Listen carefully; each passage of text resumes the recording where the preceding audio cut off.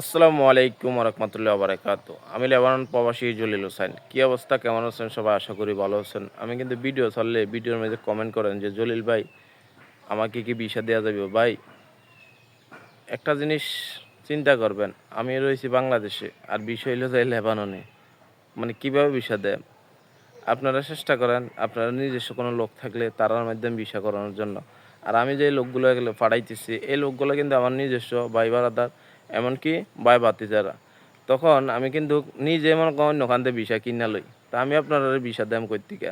তা আশা করি বুঝতে পারছেন আর ভিডিওটা সবার মাধ্যমে শেয়ার করে দেবেন, কারণ অসংখ্য লোকে কিন্তু ভিসার জন্য আমার ফোন দেয়, ভাই আমার কাছে কোনো ভিসা নাই, ঠিক আছে? আর যদি লেবাননের কোনো তথ্য লাগে বা লেবাননের কিছু জানতে চান বা লেবাননে যাইবেন, যে মনে করেন যে লেবাননের পরিস্থিতি কি, যদি এগুলো জানতে চান আমি এই বিষয় নিয়ে আপনারা কথা বলতে পারি বা এই বিষয়ে আপনারা কিছু টিপস দিতে পারি, কারণ আমি যখন থাইকেছি এই দেশে আমার অভিজ্ঞতা আছে অবশ্যই। তো ভালো থাকবেন, আশা করি বুঝতে পারছেন। আর ভিডিওটা পারলে শেয়ার করে দিন।